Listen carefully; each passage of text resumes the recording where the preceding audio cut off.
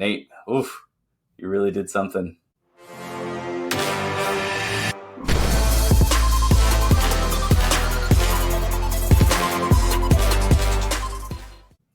Nate's annoying. This trade that you pulled off, you were able to get into the. You're able to get in.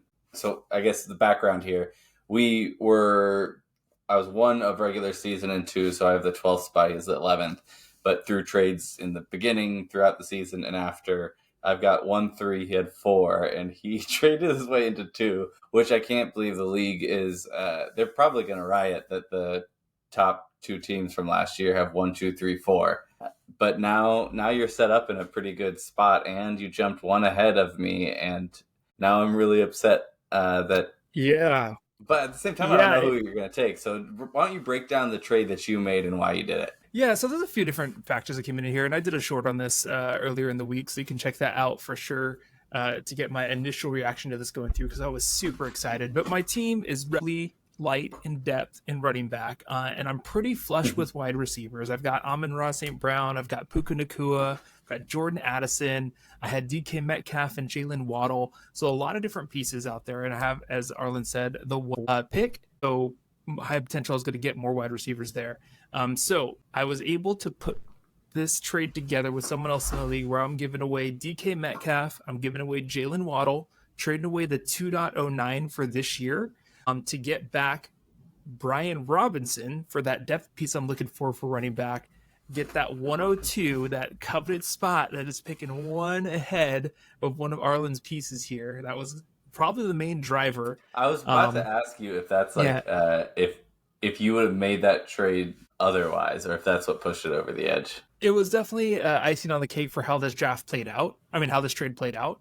I might have even, Nick, if you're listening, hold your ears a little bit here, or cover your ears up, your earmuffs or whatever, because I probably would have overpaid even a little bit more to get that 102 spot because it's jumping ahead of Arlen. But it ended up being pretty fair. So I got the 102, and I threw in a 5th rounder that I probably didn't need, but I'm happy I got it for next year. And then we also included a swap for useless 2nd round picks next year. So it's pretty cool that we included the swap. I like the gambling aspect of that, but it's likely based on our team construction that the pick I gave away is going to be late 2nd rounder, and I got back probably an earlier mid 2nd rounder. Mid to late. Probably he's getting stronger. That's scary, dude. He is getting stronger. But at the end of the day, gave away DK and Jalen Waddle to get 102 and Brian Robinson with some pick pieces in there. I'm super excited about it because what that does for me, it gives me the 102 this year. It gives me the 104 this year. And it gives me, I already have the 111. So I have 3 picks in the first round of this year's rookie draft, which makes my ability to be risky and have some fun with it really high, right? So I'm going to lock down, pick whoever I end up deciding to go with 102. I'm going to get a little riskier with 104 and then get one of those depth pieces I'm probably looking for, that 111 piece. Here's the thing I'm wondering, though, like and this is just one, I'll say I like the trade. I thought it was pretty even on. You are giving up a lot, but if for Odunze or Neighbors hits, they're going to hit probably harder than the other 2. Waddle is that. I mean, it gets to a point though. There's an emotion tied to some of these players where it's how long are you going to wait? And so I get it. I get wanting to kind of pivot off of it and refresh and then balance out some of the other positions. And for him, I really like it too because he is extremely strong at running back. And he really needed depth at wide receiver, and he got depth at wide receiver, and he needed a sure thing. So giving up the 102, getting these 2 sure things at wide receiver that are, with our league, we have 4 flex. So either way, worst case, they're filling up flex spots, but most likely one of them is getting the main piece. So these are one of those Goff-Stafford trades that I thought was really great for both sides. Oof. I guess the part I'm struggling with is you being now above me, and I was not really prepared for that. So what I'm asking, just not for me, but for the listeners, to give them fantasy advice, because this is what we do, right? Who are you taking?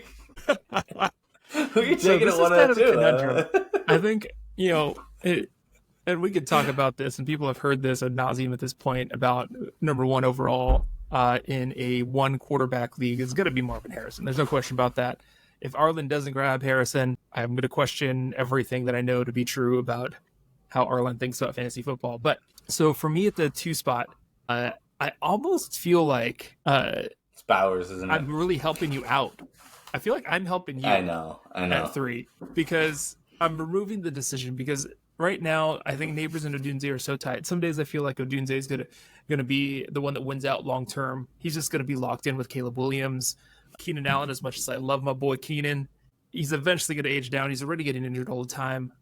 You have DJ Moore, but 1-2 out there with Odunze, it's going to be phenomenal. And he's pretty with the route tree that guy has available to him and his skill set. It's going to be amazing. But I like Malik Neighbors though. There's a lot of Daniel Jones hate out in the world today. Like there's a lot of hate towards what he's able to do. But he's got some skills and maybe he's poorly coached and maybe he's had injuries that he just played through and was more hurt than he let on. And are you a Daniel Jones truther? He was a sneaky pick for me for a couple years, and everyone last year thought that, and then he Daniel Jonesed.